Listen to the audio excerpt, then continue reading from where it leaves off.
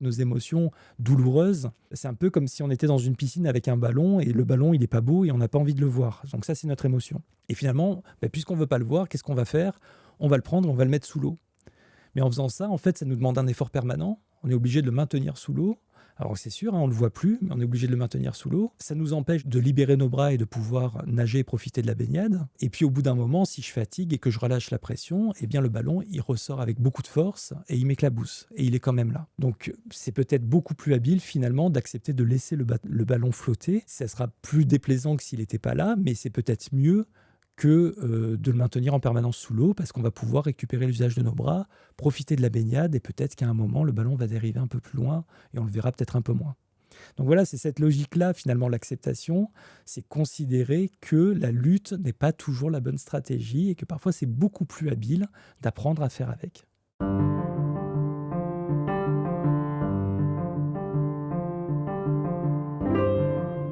Bonjour, bienvenue dans Dialogue. Je suis Fabrice Midal, philosophe et fondateur de Réseau, une association consacrée à la méditation et à l'art de vivre. Et dans cet épisode, vous allez apprendre comment cesser de faire votre propre malheur. Parce que oui, souvent, sans nous en rendre compte, et même mus par les meilleures intentions, ce qu'on fait ne fait que nous rendre encore plus malheureux. Vous allez voir, c'est passionnant, et ce encore plus parce que nous sommes avec le docteur Bourgognon, qui est absolument génial et irremplaçable. Bonjour François. Bonjour. Alors je suis vraiment très heureux de te recevoir pour deux raisons. La première, c'est que je t'aime profondément, donc ça c'est déjà une bonne raison, et que j'aime beaucoup ton travail, que je trouve vraiment clair et aidant. Et la deuxième raison, c'est que ton nouveau livre, Cessez de faire votre propre malheur, est absolument lumineux. Je crois que c'est très éclairant de comprendre comment on fait son propre malheur. Alors, ton axe, l'axe de ton livre et ton propos, c'est qu'on fait son propre malheur, mais au fond, en étant mu par des bons sentiments. On veut bien faire et on fait son propre malheur. C'est pas du tout un livre « Cessez de faire votre propre malheur » parce que vous faites votre propre malheur volontairement, parce que vous êtes idiot. Pas du tout. Mais c'est comme si on se trompait sur ce qu'est notre esprit, ce que sont nos émotions et ce qu'est notre cœur. Est-ce que c'est juste ? Oui, c'est tout à fait juste. Et c'est vrai que moi, je suis psychiatre et dans le cadre de mes consultations, en fait, j'ai pu observer depuis le début de mon exercice que le fait d'apporter des nuances pouvait s'avérer extrêmement thérapeutique ou de préciser des notions que l'on confond souvent et dont la confusion peut nous mettre en grande difficulté. Par exemple, je me suis souvent entendu dire attention, il y a une différence entre accepter et se résigner, entre le courage et l'absence de peur, entre prendre soin de soi et être égoïste, entre avoir une histoire et se faire avoir par son histoire, ou encore entre un désaccord et un désamour. Et si on confond ces notions, après, on est emporté, alors on est mu par les meilleures intentions, mais on se trompe, entre guillemets, de direction, et ça va nous mettre en porte-à-faux avec la réalité. Et du coup, on va avoir des comportements mal adaptés, parfois totalement contre-productifs, et ça génère de la souffrance. Donc là, l'idée de ce livre, c'était effectivement de pouvoir un petit peu apporter des éclairages conceptuels sur les notions qui, moi, me paraissent les plus immédiates et qu'on aborde dans le cadre de mes consultations. Donc j'en ai listé une quinzaine pour permettre comme ça de clarifier un petit peu notre compréhension de ce qui se joue, de prendre conscience des pièges dans lesquels nous sommes enfermés et du coup d'ajuster au mieux notre posture. Alors, il y a un piège. Il n'est pas égoïste de prendre soin de soi. Ouais. Donc ça, c'est comme tu disais, ça c'est une phrase que tu dis souvent. Oui. Peut-être on peut préciser un tout petit peu pour donner le contexte de ton parcours. Donc tu es psychiatre, tu as longtemps travaillé en hôpital. Oui. Et puis maintenant, tu travailles, tu proposes un accompagnement en cancérologie pour les gens qui ont un cancer, essayer de les aider, j'imagine, à mieux vivre le traitement. Tout à fait. Tout à fait. Dans ce cadre-là, en particulier, je rencontre beaucoup de personnes pour qui le fait de prendre soin de soi est loin d'être une évidence. Et c'est des personnes qui, très souvent, finalement, vont avoir en arrière-plan l'idée que prendre soin de soi, c'est un peu coupable ou c'est égoïste. Donc ça, c'est vraiment très important, en fait, de pouvoir un petit peu discuter de cette difficulté à prendre soin de soi, parce qu'après, ça va nous mettre en difficulté par rapport à la maladie, par rapport aux soins. Alors pourquoi c'est pas égoïste ? Parce que si tout le monde prend soin de soi oui. tout le temps, on pourrait penser, bah oui, mais on a des enfants à s'occuper, on a un boulot, prendre soin de soi, on n'a pas le temps, et puis c'est vraiment... Oui, alors, c'est égoïste. Pourquoi c'est pas vrai? C'est pas vrai parce qu'en fait, prendre soin de soi, c'est tout simplement pragmatique. Hein. C'est de ça dont on discute le plus souvent. C'est-à-dire que moi j'aime bien, alors j'utilise parfois, ou souvent des métaphores. Je dis qu'en fait, la logique, c'est un peu la même que celle du coureur de fond. Et un bon coureur de fond, il court pas sa course comme un sprinter parce que sinon il va très vite pendant un temps. Et puis à un moment, il tombe, il s'épuise et c'est pas du tout gagnant après pour aller au bout de son effort. Alors que le bon coureur de fond, il est tout le temps en train de monitorer l'effort qui lui est demandé, mais aussi où est-ce qu'il en est lui-même en termes de signaux pour pouvoir, on va dire, ralentir si la côte est plus raide, pour pouvoir se réhydrater, se resucrer, se réoxygéner. Et c'est ce jeu entre l'évaluation de l'effort qui m'est demandé et où est-ce que j'en suis en termes de ressources qui va me permettre petit à petit de me mettre en adéquation et d'aller au bout de l'effort qui m'est demandé.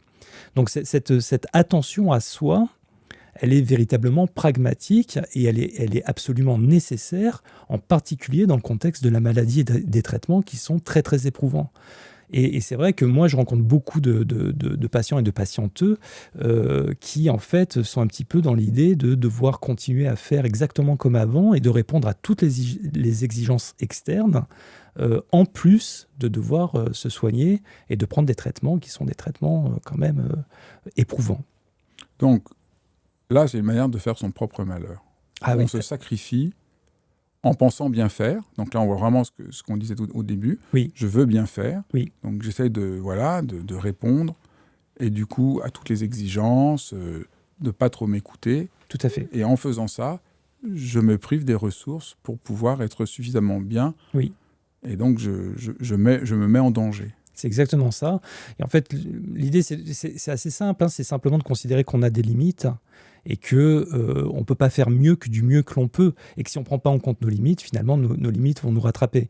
Et dans le contexte de la maladie, alors ça, c'est un truc qu'on entend tout le temps, c'est il faut se battre.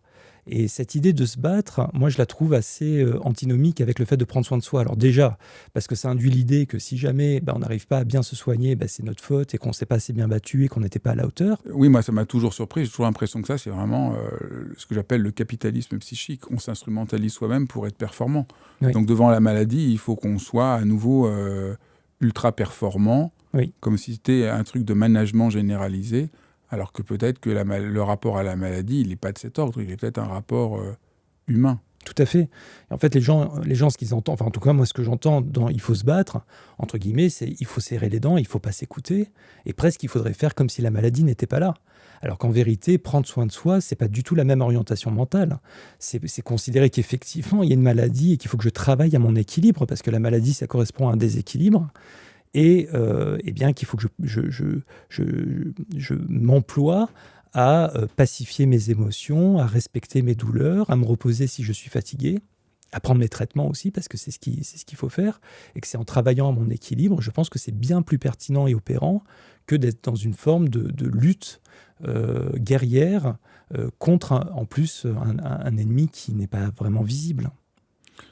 Tu soulignes aussi que le problème, c'est de sentir que notre valeur dépend uniquement des autres. Que si j'ai du mal à pouvoir prendre soin de moi, c'est que peut-être au fond du fond, oui. Je ne sais pas m'accorder d'importance. C'est à la fois que je suis pris par l'idée, il faut que je me sacrifie, c'est mal de s'occuper de soi, enfin tout un certain discours aussi, là, tout à fait typiquement de ce que j'appelle ce capitalisme psychique managérial, il faut se manager soi-même, ce qui est complètement inhumain, mais aussi, au fond, comme si j'avais pas le droit, comme si mon existence n'avait de sens que si l'autre me légitime. Oui, alors il y a d'une part ce qu'on appelle des schémas d'orientation vers les autres, hein, c'est-à-dire la tendance à croire, c'est une orientation qui consiste à penser que s'occuper des autres, il faut d'abord s'occuper des autres et que s'occuper de soi, c'est accessoire et que c'est pas bien ou que c'est coupable. Et puis il y a aussi le fait, il y a les personnes qui vont aussi avoir tendance à essayer de déterminer leur valeur à travers finalement le regard des autres. Et ça, alors si on ajoute à ça, on va dire un certain degré de perfectionnisme et des difficultés d'affirmation de soi, on obtient un cocktail parfait pour finalement se mettre complètement de côté, ne pas respecter ses signaux et s'épuiser. Donc moi, je reviens à cette idée que prendre soin de soi, c'est pragmatique, parce que même si on est orienté vers les autres et que notre vocation, entre guillemets, comme quand on est soignant, c'est finalement de porter de l'attention aux autres, il faut être en mesure de le faire. Et pour pouvoir être en mesure de le faire, il faut s'occuper de soi.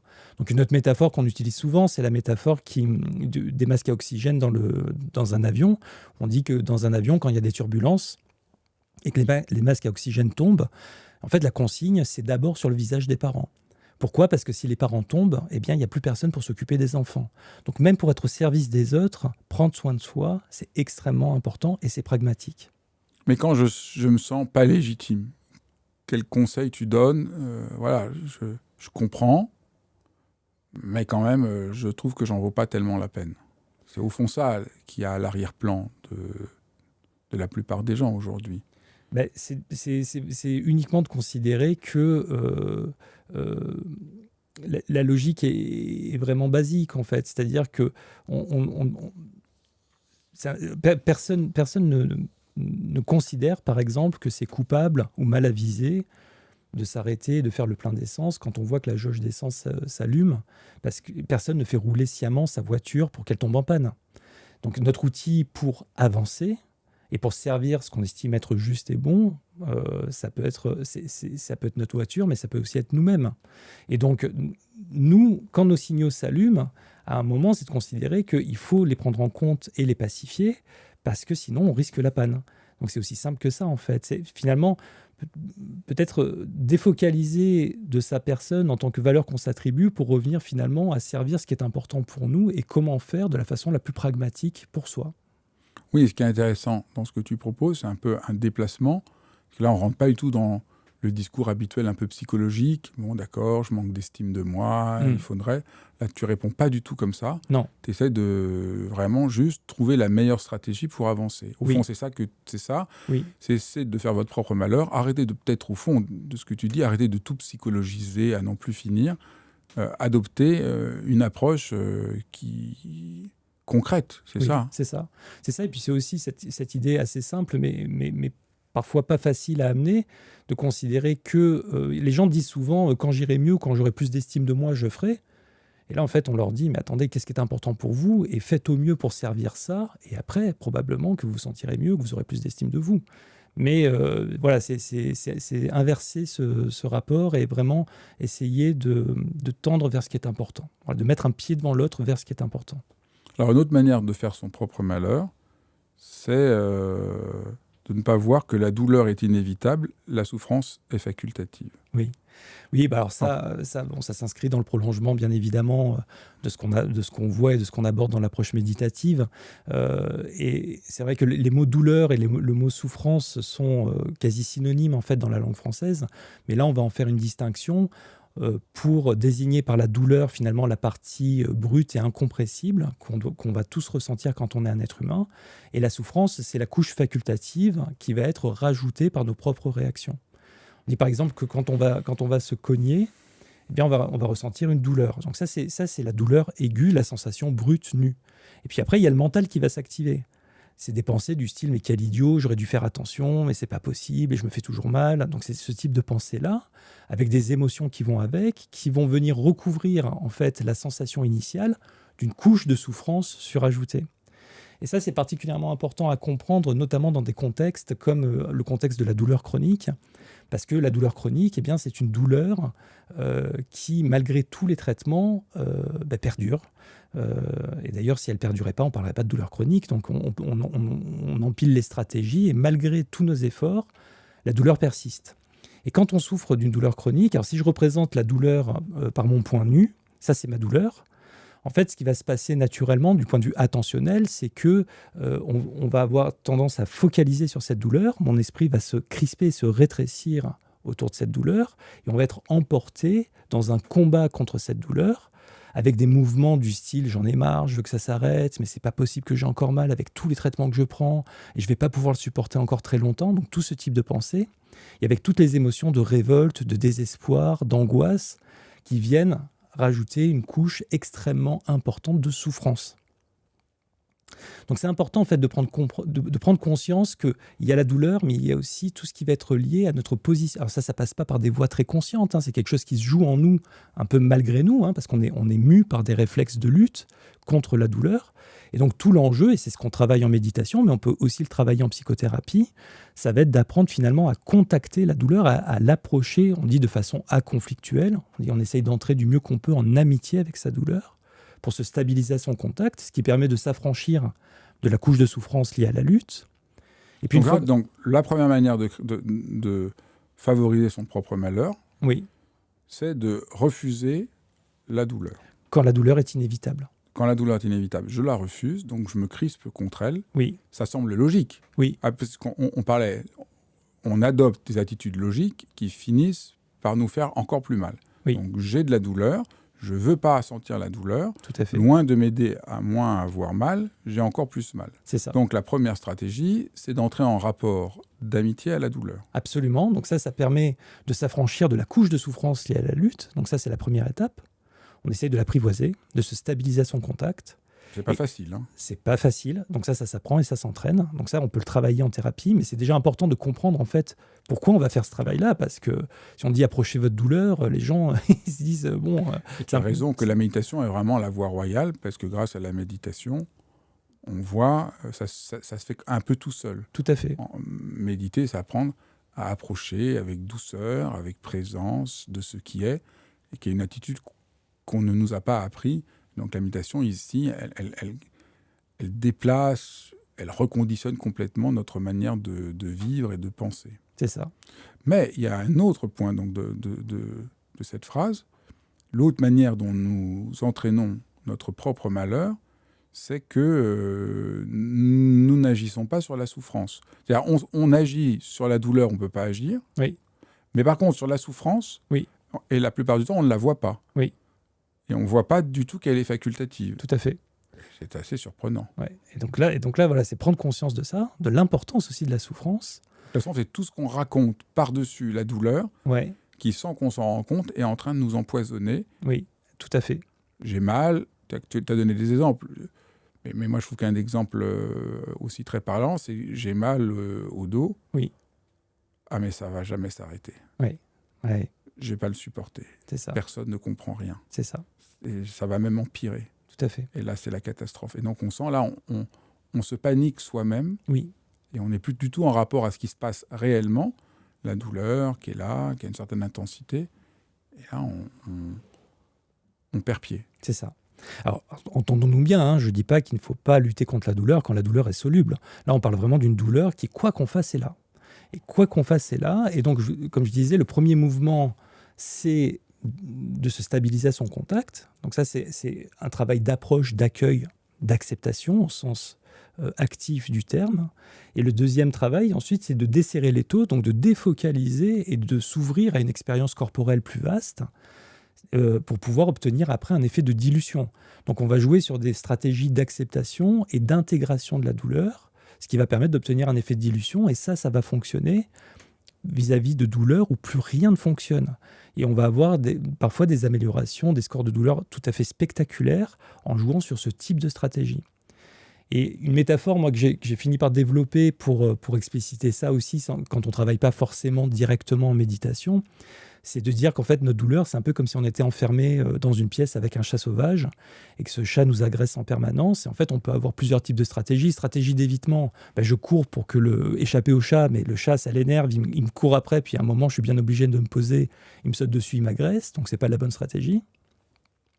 Ou alors, j'entre en conflit avec ce chat, et plus je l'agresse, plus il m'agresse, en fait, et ça l'énerve. Donc, c'est pas la bonne stratégie non plus.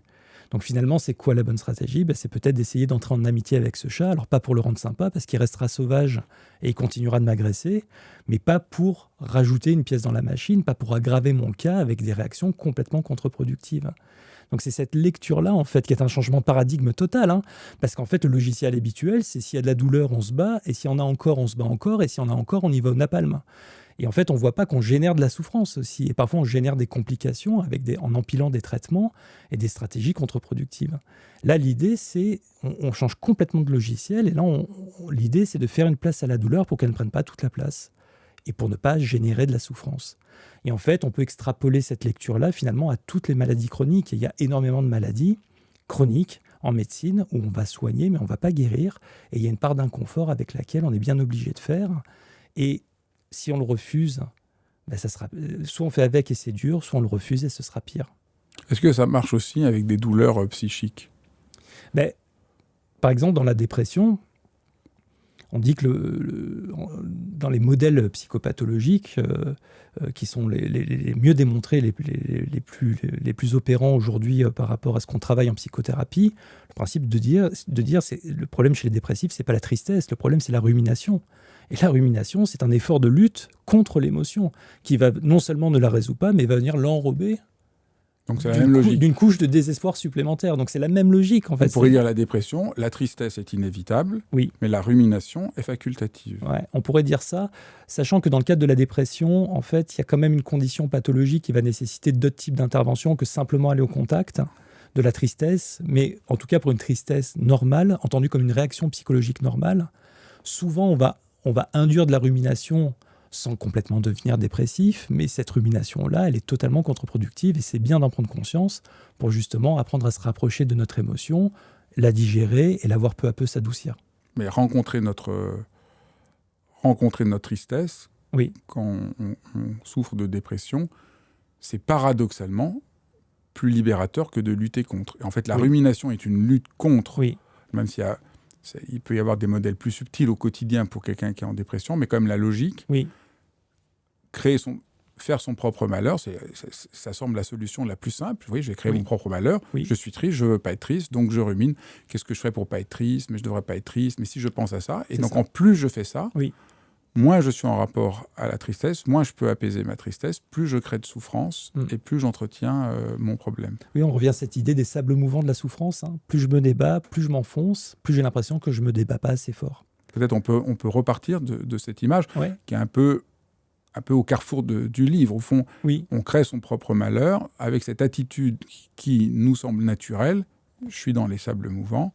Donc, évidemment, j'essaye de lutter pour me sortir des sables mouvants. Et qu'est-ce qui se passe si je lutte pour sortir des sables mouvants ? Sur le coup, j'ai l'impression que ça m'aide. Je m'élève un petit peu, mais au final, je m'enfonce encore plus et je panique complètement. Et à ce moment-là, la première idée qui me vient, c'est pas que je me trompe de stratégie, mais c'est que je me débat pas assez fort. Parce qu'il n'y a personne pour nous dire « stop, ne bouge plus ». Et surtout, fais contact avec la boue et bouge tout doucement, en fait. Donc, c'est intuitif de se débattre, mais c'est contre-productif. Et c'est pour ça que, justement, on a besoin, parfois, d'avoir des éclairages conceptuels ou qu'on nous guide sur des pratiques pour pouvoir contrebalancer cette tendance naturelle à se faire emporter dans des réflexes de lutte. Pourquoi nos intuitions nous égarent à ce point ? Pour différentes raisons, ça c'est inhérent au fonctionnement de l'esprit. Notre esprit est distractible. Il est habité par une réactivité automatique qui est énormément commandée par l'évitement de l'inconfort. Donc on est tout le temps pris par des réflexes de lutte ou d'évitement. Et puis aussi, on a une tendance très forte à confondre nos pensées avec la réalité. Ça tombe bien, c'était le point suivant. Voilà, tu vois, c'est alors formidable. Pourquoi on confond Parce que ce qui est intéressant dans ton livre, c'est que chacune de nos erreurs est éclairante, mais en même temps, elles se complètent les unes les autres, et elles créent comme ça un sorte de portrait de la manière dont notre esprit nous trompe. Et donc là, c'est un autre exemple. Oui, alors moi, ce que je trouve... J'aime bien la formule qui consiste à dire, finalement, le langage, c'est à la fois un super pouvoir et c'est à la fois une malédiction. Et alors là, il y a une expérience que je trouve géniale pour expliquer, c'est fulgurant pour expliquer ça. En fait, c'est une expérience, alors il faut que tu imagines que tu vas participer avec un groupe de participants à une expérience qui consiste à manipuler une machine sur laquelle il y a un bouton rouge et un bouton vert.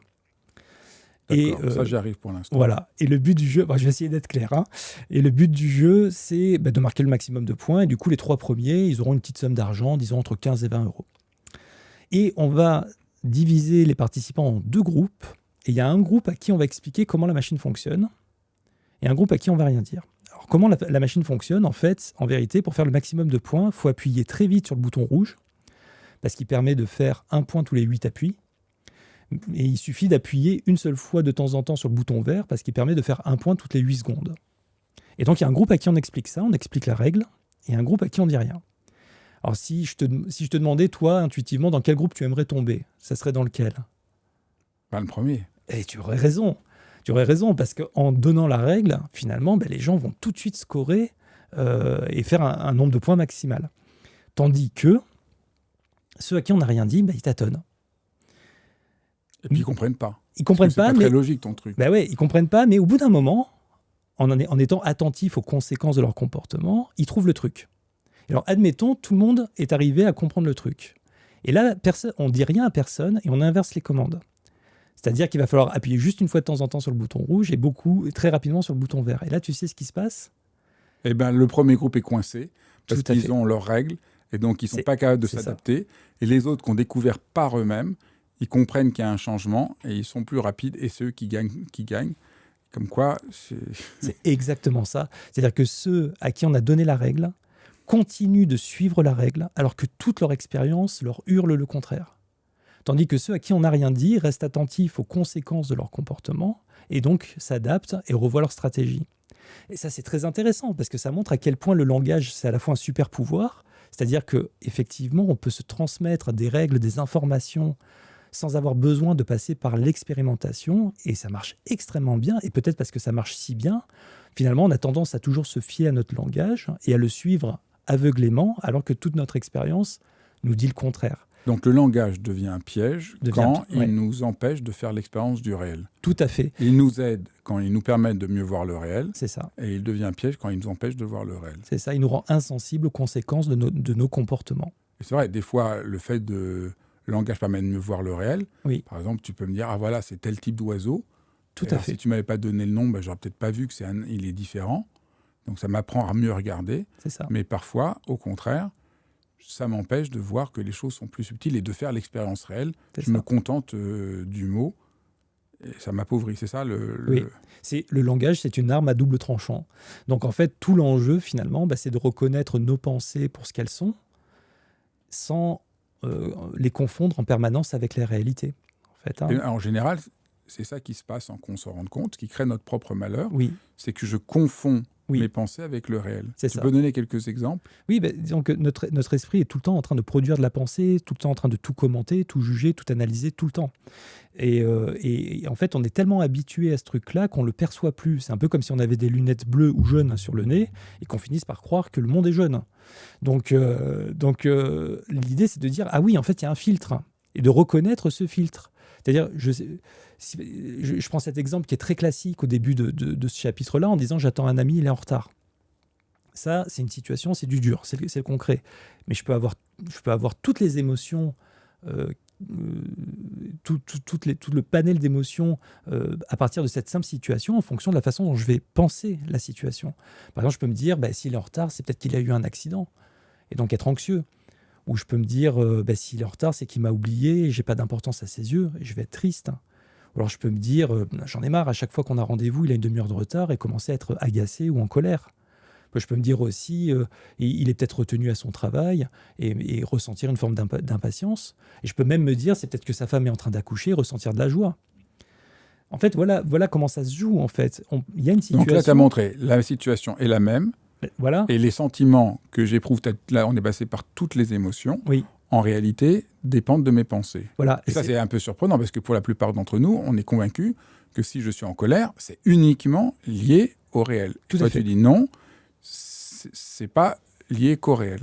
Tout à fait. En fait, l'émotion résulte de la conjonction du réel et de l'interprétation qu'on fait du réel. Mais cette interprétation, elle est fulgurante. Et souvent, on ne l'aperçoit pas.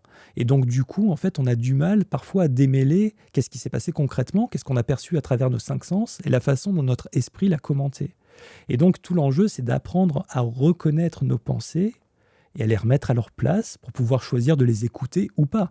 L'idée, c'est pas de dire non plus qu'il faut jeter toutes nos pensées, mais simplement de les remettre à leur place pour parfois être capable de ne pas être condamné à les écouter quand on se rend compte qu'elles nous racontent n'importe quoi. Parce que parfois, on voit bien que ça nous raconte n'importe quoi. Alors, qu'est-ce que je fais par rapport à cet ami, par exemple, qui est en retard ? C'est d'essayer juste de garder présent à l'esprit que la seule réalité dont je puisse être certain, c'est qu'il est en retard. Parce que sinon, qu'est-ce que je risque de faire ? C'est de lui envoyer un texto un peu abrupt parce que j'étais encore en retard. Et puis finalement, il me dira qu'il avait été retenu au travail parce qu'il voulait parler d'un projet auquel il voulait m'associer. Donc voilà, ça, c'est le genre d'échange qu'on peut avoir tous tout le temps, et c'est lié finalement à nos interprétations. Et souvent, on est prisonnier. On voit dans notre monde, beaucoup de la violence de notre société, de notre monde, c'est que les gens font des interprétations qui n'ont aucun rapport au réel et auxquelles ils croient dur comme fer. Tout à fait. Tout à fait. Donc voilà, donc c'est vraiment remettre nos pensées à leur place pour pouvoir choisir de les écouter ou pas et s'orienter au mieux. Parce que ce filtre des pensées, ça crée ce qu'on appelle du brouillard verbal en fait, et ça nous empêche parfois de nous orienter au mieux. Alors, on en a déjà parlé, mais tu creuses le thème. Un des problèmes, c'est qu'on confond l'acceptation à la résignation. Oui. Ou à l'approbation. Oui. Et donc, du coup, on a peur, on rejette l'acceptation, on n'a pas envie d'accepter parce qu'on n'a pas envie de se résigner. Oui. Et voilà comment on crée son propre malheur. Oui. Confondre acceptation et résignation oui. nous conduit à ne pas prendre appui sur l'acceptation, qui est une force considérable. Tout à fait. Pour ne pas être malheureux. Tout à fait. Tout à fait. En fait, depuis qu'on est tout petit, en fait, on a grandi dans un bain dans lequel on n'a pas arrêté de nous expliquer que dans la vie, il n'y a pas de problème, il n'y a que des solutions, que quand on veut, on peut, que dans la vie, il faut se battre, que si on n'a pas réussi, c'est qu'on ne s'est pas battu assez fort. Et en fait, ce qu'on ne nous a pas expliqué, et ce qui est écrit en tout petit, c'est qu'en fait, dans notre vie, il y a des choses sur lesquelles on peut agir et d'autres pas, qu'on ne peut pas tout contrôler. C'est aussi simple que ça, et que si on entre en conflit avec une réalité qui s'impose à nous, eh bien, on se la prend 2 fois plus fort. Et donc tout l'enjeu, finalement, c'est de considérer qu'il y a d'autres stratégies qui peuvent être habiles en dehors de la lutte. La lutte, bien évidemment, il faut savoir lutter. La lutte est importante pour pouvoir aussi résoudre ce qui peut l'être. Mais dans les situations dans lesquelles, finalement, on doit affronter une réalité sur laquelle on n'a pas de prise, eh bien, il faut connaître d'autres stratégies.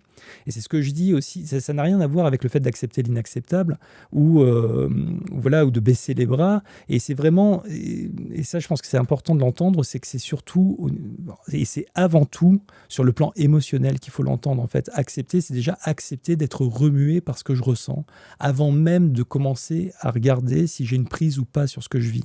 C'est en termes d'acceptation émotionnelle, parce que tant que je suis en conflit avec mes émotions, eh bien, en fait, je suis dans quelque chose qui m'empêche de répondre habilement et qui m'abîme. En fait, il y a une autre métaphore, une nouvelle métaphore, en fait, par rapport aux émotions que j'amène dans mon livre, c'est de dire que nos émotions douloureuses, c'est un peu comme si on était dans une piscine avec un ballon, et le ballon, il n'est pas beau et on n'a pas envie de le voir. Donc ça, c'est notre émotion. Et finalement, puisqu'on ne veut pas le voir, qu'est-ce qu'on va faire ? On va le prendre, on va le mettre sous l'eau. Mais en faisant ça, en fait, ça nous demande un effort permanent. On est obligé de le maintenir sous l'eau. Alors c'est sûr, on ne le voit plus, mais on est obligé de le maintenir sous l'eau. Ça nous empêche de profiter, de libérer nos bras et de pouvoir nager et profiter de la baignade. Et puis au bout d'un moment, si je fatigue et que je relâche la pression, eh bien le ballon, il ressort avec beaucoup de force et il m'éclabousse. Et il est quand même là.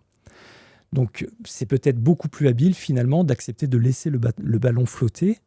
Ça sera plus déplaisant que s'il n'était pas là, mais c'est peut-être mieux que de le maintenir en permanence sous l'eau, parce qu'on va pouvoir récupérer l'usage de nos bras, profiter de la baignade, et peut-être qu'à un moment, le ballon va dériver un peu plus loin, et on le verra peut-être un peu moins.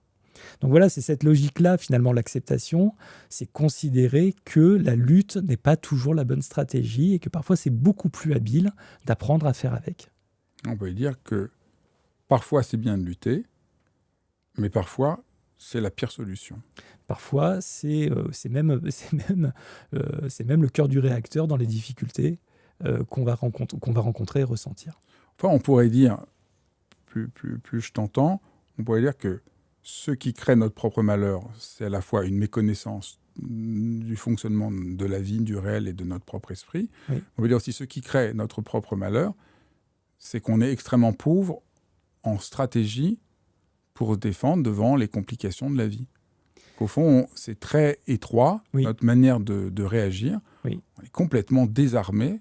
Et au fond, ce que tu nous apprends, là, l'acceptation, de pouvoir rencontrer ce qu'on éprouve, tout ça nous donne infiniment plus de stratégies pour nous débrouiller, pour faire face aux difficultés que ce qu'on croyait. Tout à fait. De ce point de vue-là, ton livre, c'est un peu un manuel de stratégie pour sortir du malheur. Oui, l'idée, c'est de revenir à cette idée que parfois, on va suivre des pensées qui sont totalement en porte-à-faux avec la réalité, et ensuite, on va être mu par des réflexes de lutte ou d'évitement qui vont se retourner contre nous. Et donc, en fait, c'est vraiment de remettre un petit peu les choses à leur place. Mais c'est ce que moi, je constate dans le cadre de thérapie, c'est que des fois, le fait de simplement décaler ou préciser, clarifier, affiner les concepts, déjà, c'est très aidant, quoi. Parce qu'on lève une partie du brouillard dans lequel on est pris, on y voit plus clair, et donc parfois on a besoin juste de ça pour s'ajuster un peu mieux, quoi.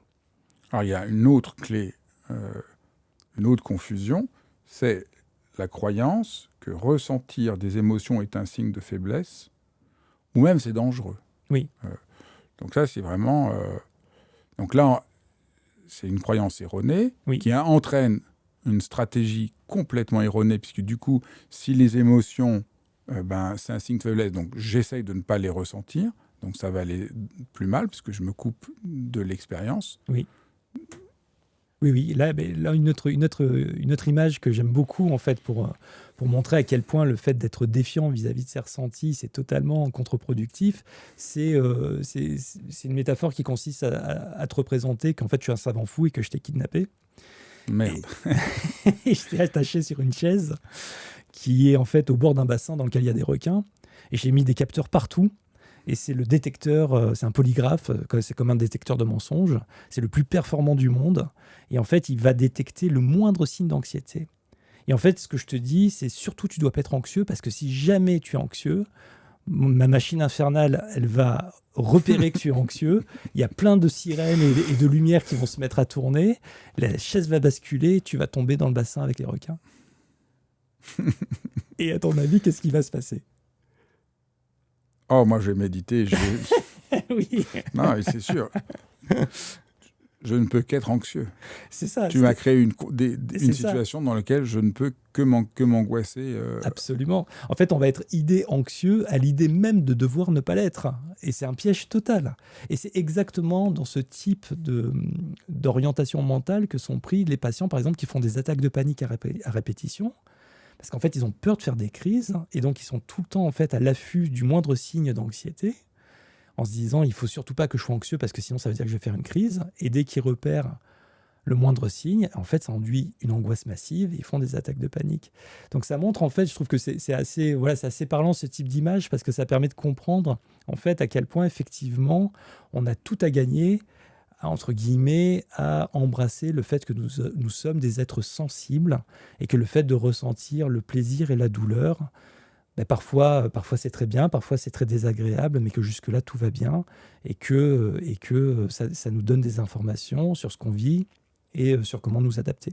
Pourquoi on croit que si on rencontre ces émotions, on risque de couler ? La croyance, c'est si je sens ma colère, Oui. je vais devenir violent. Oui. Si je sens ma tristesse, ça va Oui. complètement me submerger. Oui. Pourquoi on a cette croyance et pourquoi c'est faux ? Donc, effectivement, la colère, ça peut induire des réactions d'agressivité, mais être en colère et être agressif, ça ne se joue pas au même niveau. Être en colère, c'est ressentir, être agressif, c'est se comporter.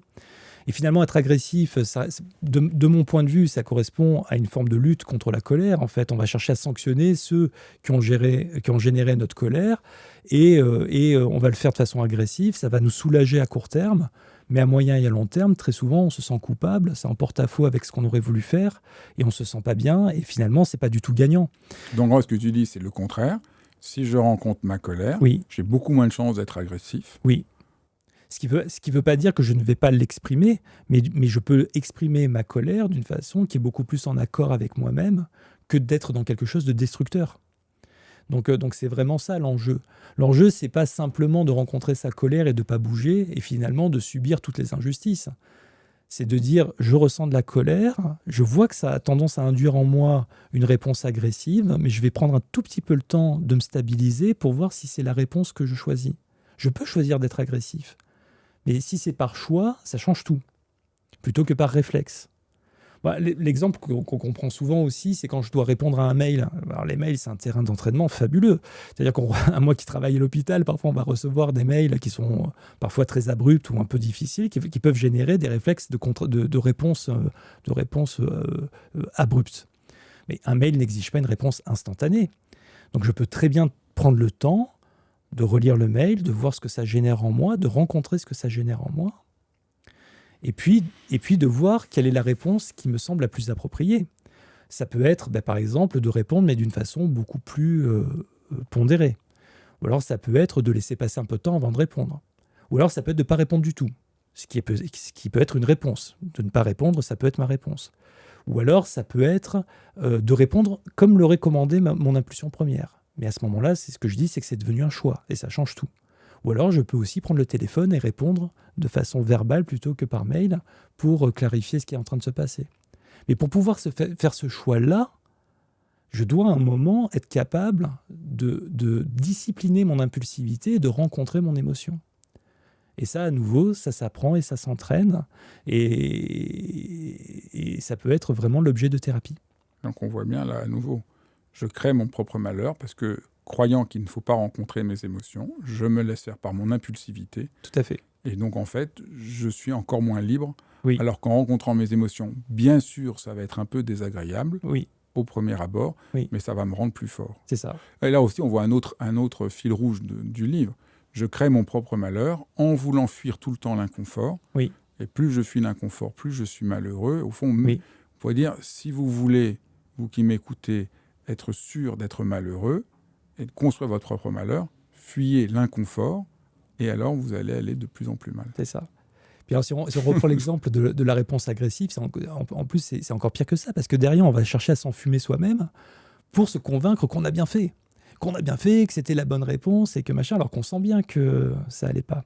Et qu'on a fait du mal aux autres, et qu'on s'en veut. C'est ça. Donc on essaye de rester en cohérence avec nos comportements, et ça continue d'être destructeur.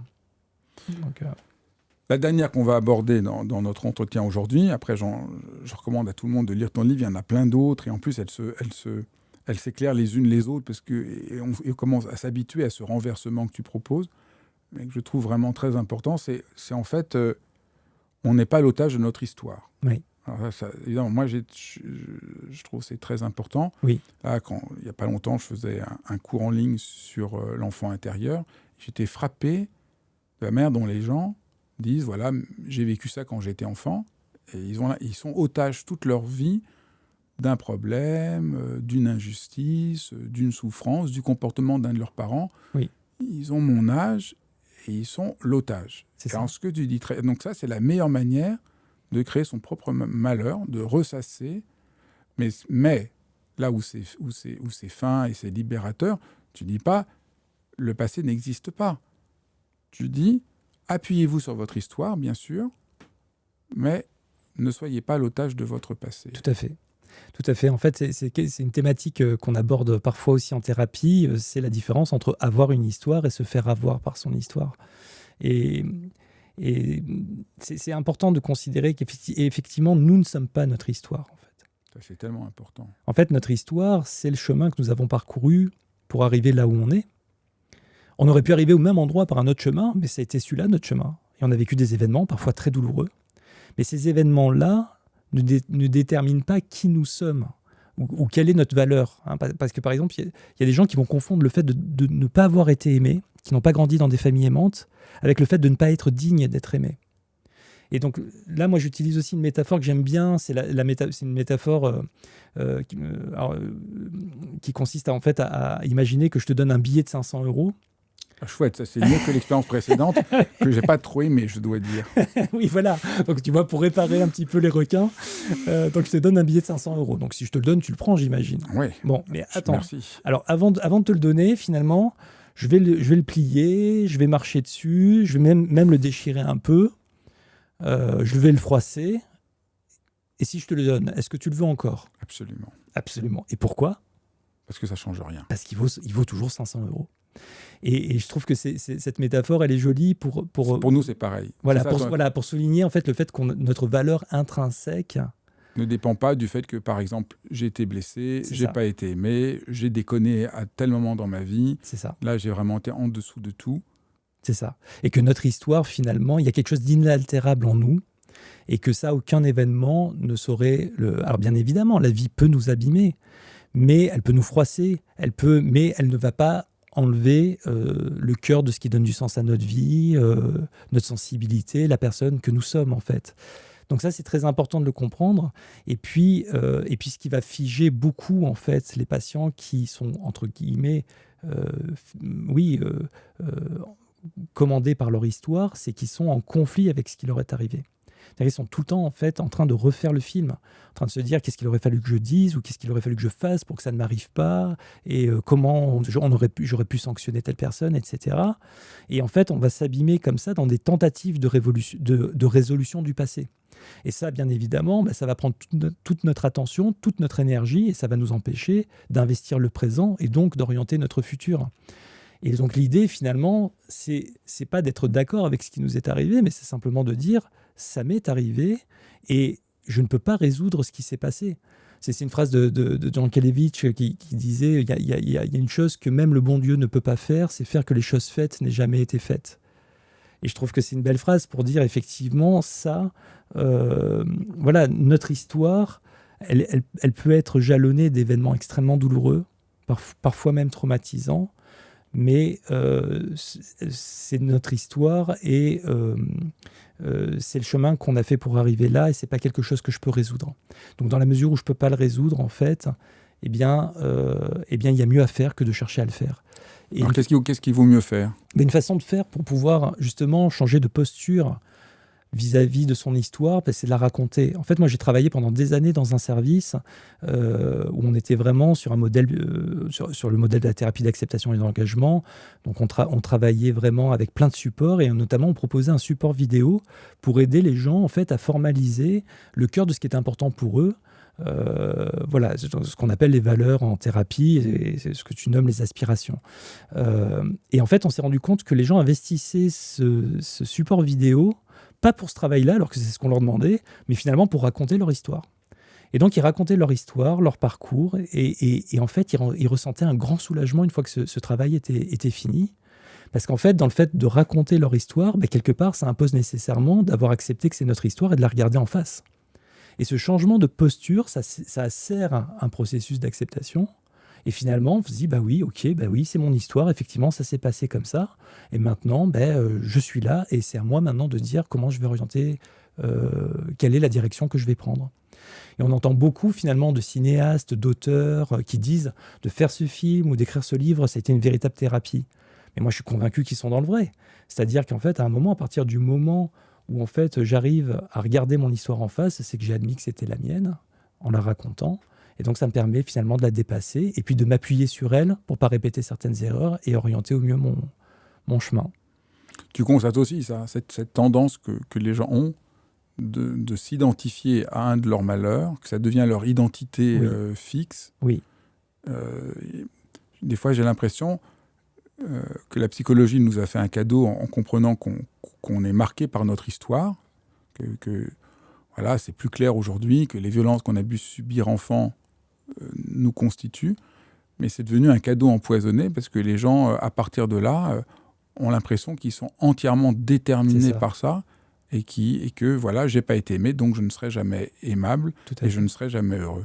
Tout à fait. Alors, il y a quand même un cas particulier, c'est le cas du psychotraumatisme, où là, effectivement, parfois, des événements traumatiques vont engendrer un vrai trouble anxieux qui peut être extrêmement handicapant et qui, là, pour le coup, va nécessiter des interventions thérapeutiques très construites, très précises, pour pouvoir justement ranger le souvenir de l'événement traumatique à sa place et pouvoir ensuite reprendre le chemin de sa vie et arrêter d'être en permanence, d'avoir l'impression de le revivre.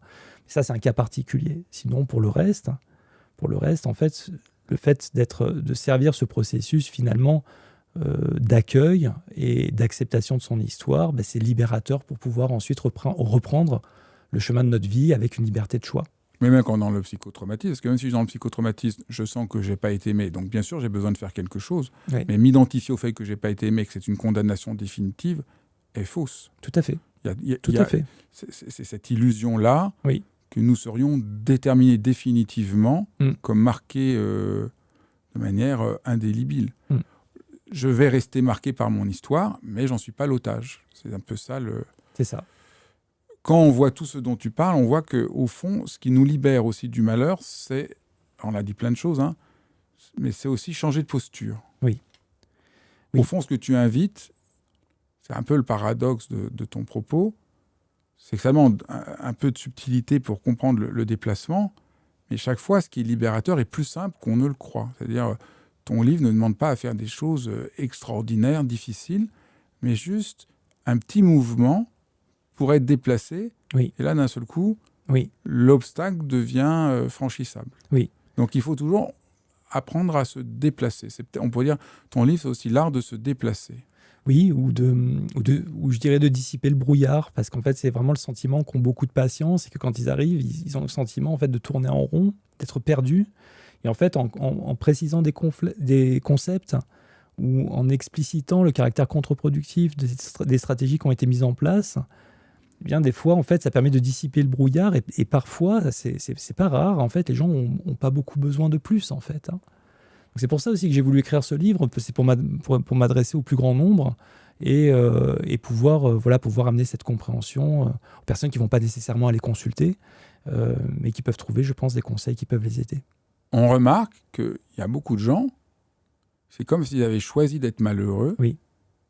Et l'idée que, non, il n'y a aucune raison de l'être, que c'est possible de se déplacer, que c'est pas du tout comme gravir l'Everest, qu'on n'est pas condamné, c'est comme ça leur effleurait même pas l'esprit. Oui, mais il y a des gens qui sont malheureux, mais qui ne sont pas en demande d'aide par rapport à ça. Parce qu'ils sont convaincus que c'est foutu.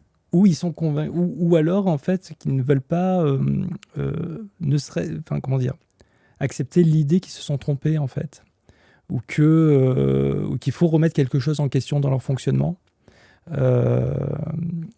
Ça se joue parfois à ce niveau-là, mais bon, j'ai envie de dire, c'est compliqué d'aider quelqu'un qui ne veut pas être aidé. Donc, mais la bonne nouvelle de ton livre, dans ce cas-là, c'est de dire, vous avez pris une mauvaise décision, mais c'est pas parce que vous êtes idiot, c'est pas de votre faute, vous n'avez pas à avoir une remise en cause fondamentale. Oui. C'est juste que vous faites ce qu'on vous a appris. Oui, l'idée, c'est quand même beaucoup ça qui est déculpabilisant dans ton livre. Tout à fait. C'est pas vous qui êtes défaillant ou qui êtes cassé, mais vous êtes piégé dans une lecture et des stratégies qui se retournent contre vous.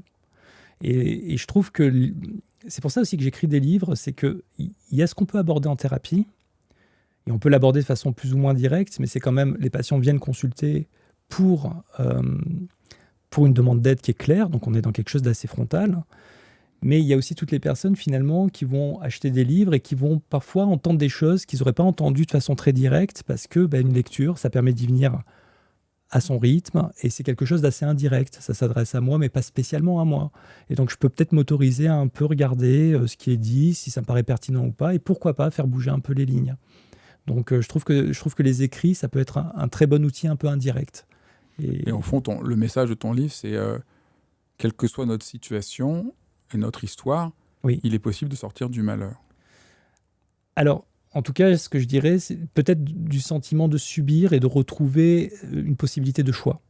C'est peut-être plutôt comme ça que je le dirais, parce que parfois on est dans des situations on n'y peut rien, c'est dramatique, le malheur, on vit des malheurs, mais on peut prendre garde, en tout cas, à ne pas ajouter du malheur au malheur avec nos propres réactions.